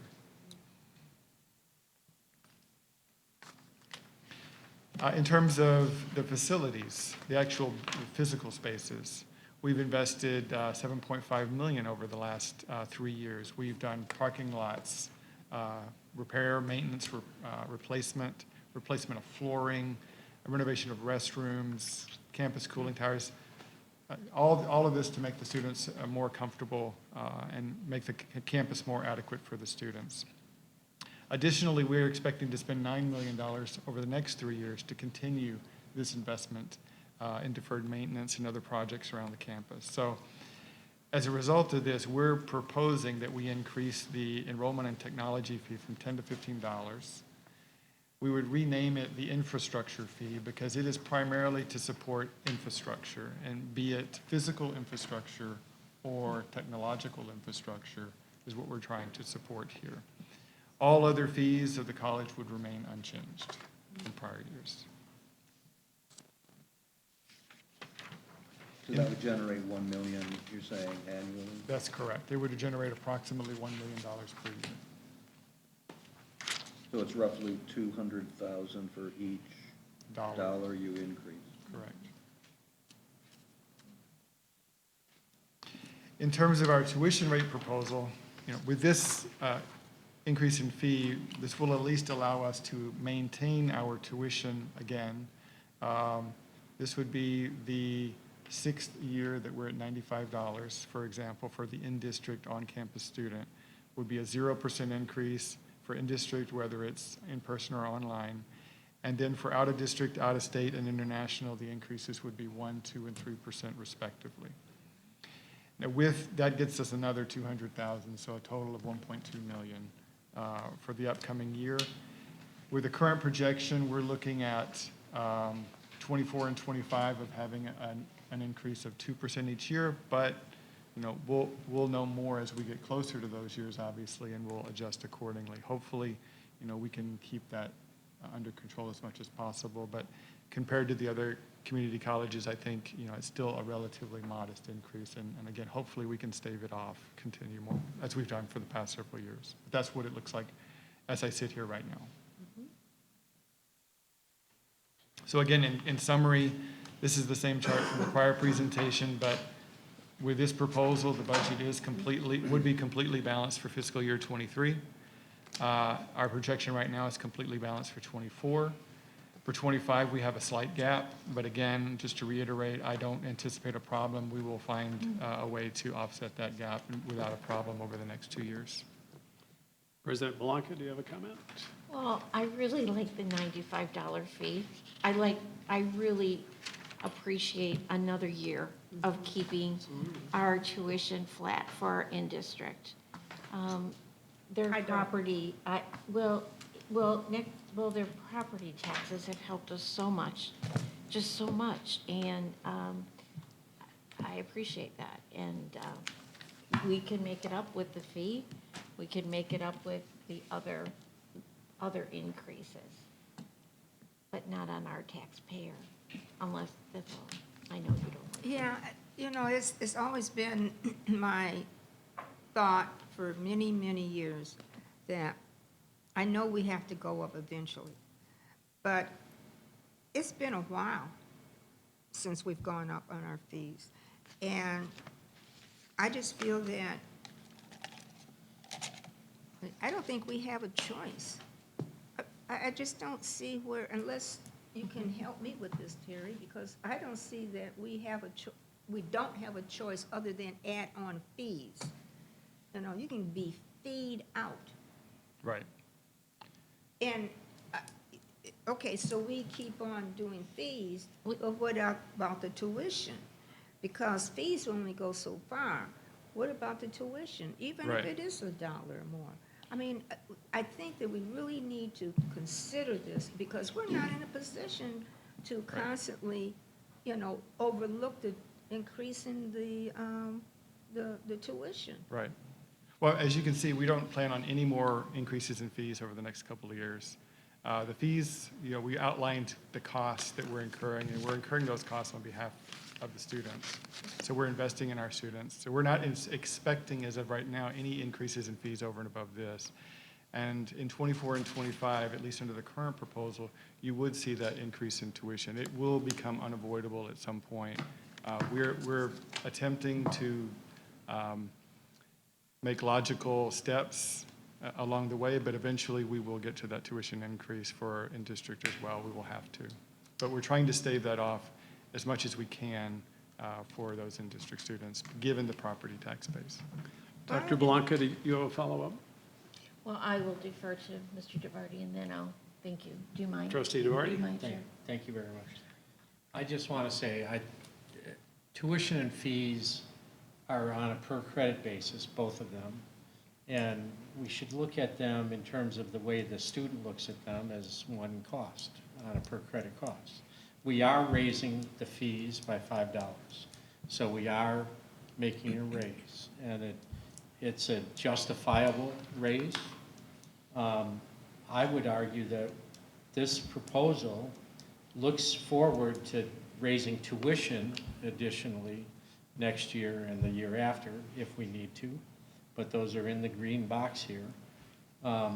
We are raising the tuition rates for everybody but the in-district taxpayers who have generously supported us with 2 millage renewals over the past 3 years. And I think we owe it to the taxpayers. But we To have to continue to do that. go in it to I do know, but it would be a different, I would argue differently if we were looking at a deficit budget, but we're not.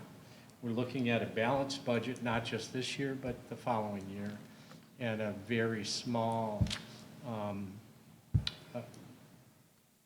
projected deficit 3 years out. And I think we can handle it, and as we approach that 3 years, we can look at it once again, what we do with our tuition rates. But this is proposing tuition rates going up for everybody except the in-district people who have generously supported this college. And then next year and the following year, we'll have modest, what I would argue are modest tuition raises in those 2 years. Now, you've seen me for the last 6 or 8 years that I've been here, always saying, hold the line on tuition and fees for that matter.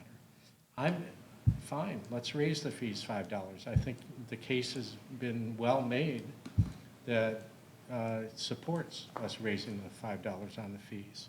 And I look at that as together with tuition and fees going up from $105 to $110 for in-district students. I totally support this. I think it supports the needs of the college. We're coming in with a balanced budget, and we owe it to the taxpayers to be able to do this for in-district students. Trustee Davis, comment? How much of an impact would it be to, I'm okay with the increase, the $5 increase for the fees. And I'm also hearing what Trustee Diane McKnight-Morton is also saying too. We've remained flat for a number of years. What sort of an impact would it be on the tuition side of the category to at least look at maybe like $1 or $2 increase, but to get a jump start? Because now we have to wait, not have to, but the way the projection forecast is that we're waiting another 3 years. Was that 2025 or 2024? Next year would be a projected tuition 2%. increase next year. 2% next To go year. up next year on the tuition? 2%. So why, would it make a big difference to do it now? I mean, because we're still owing it to the taxpayers for them giving us, the money from the property taxes. And they love the school. I don't think they will have a problem if we went ahead and increased the tuition now. I'm sure most of them are wondering, well, yeah, okay, we're the least in the state amongst all the other community colleges, those that are, deep diving into the stats of the budgets over the other schools. But I don't think they would mind if we went on ahead and increased it, knowing that we have been flat for so many years. So why wait? That's the whole thing. We waited now. We're, by the grace of God, we're still floating pretty good. But why rest on those laurels when we can just go ahead and move forward and be more aggressive about it? I mean, I think at the end of the day, whether it's tuition or fees, it's revenue for the college, right? So you can see that the revenue that we needed was 1.2 million, and we chose to propose that we get that through a combination of fees and tuition. So at the end of the day, it's still increased cost for the student. It's just in fees as opposed to the tuition. And we do have the plan for the tuition in the coming year. And if we were to go ahead and increase it this year, we could potentially end up with a surplus, which I don't know if we would want to propose an increase simply to have a surplus. We would want it to cover our budget, of course, but not to end up with a surplus to the budget. Now, are fees typically in $5 increments? Are there any other increments besides $5? Anything you want. Anything we would want. Okay, so why choose 95 Because it balance the budget. to balance the budget? So then we can, split it between that and the tuition then. So say like $93 and then $92 or something like that No, for the tuition. It's 105 total, 95 $105. tuition, $10. Okay. But no, we're going to 15 on fees. Trustee Hatcher? I think this is a very good idea. And I think for two reasons. One, it's an incredible marketing tool to say we aren't increasing tuition. Now, you know, we are increasing, but, and I think even though COVID is going away perhaps, and things are still very unsettled out there. And one thing that could be marketed well is that we are settled and sustaining the same tuition rate this year. Everybody is looking for something to hold on to, and I think that would be a good thing to market, that we're holding on to the tuition. Now, we can, you know, I think if our enrollment, you know, skyrockets, then we'll have, or if it tanks, we'll have to make other decisions. But I think right now, this is good for the community, as well as the college. You've worked it out. Thank you very much. The numbers seem to work. So thank you. Well, I understand. I mean, So I've keeping always it- so understood keeping this. it the way it is. Okay. Yeah, and I'm looking at, I'm not trying to be like the universities, because we're not. However, when we're looking at the budget, we've got so many items that the money has to go into. And we're still looking at doing more things, building. It could be in the future, but we're still talking about building. We're putting money into, I can't think of all of it, but we're putting monies into pockets that it can, right now I say we're going into a recession. I've heard we are in a recession. I can understand putting it, you know, not raising the tuition high, but at least maybe $1. That's all I'm saying. Just go $1. And that people, surprisingly, people are able to come up with money to go to school. They may not have any money, but they're going to get money to go to school. I remember when, in the 70s, I was going to Michigan, and we were definitely in depression. But I found money to go to school at the University of Michigan. So they didn't cut no fees down. They didn't cut, I mean, you know, the fees were up, tuition was up. They didn't cut nothing down. But people want to go to school, they find money. And the money will come. And I agree with you about,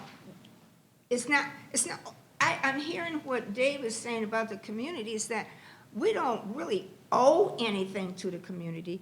What we do owe is thankfulness, because we have thanked them for passing our millages. And we show them how we thank them by investing in equipment, investing in qualified teachers that are here. The faculty is just outstanding. I'm just saying, I will go along with it, I'll vote for it.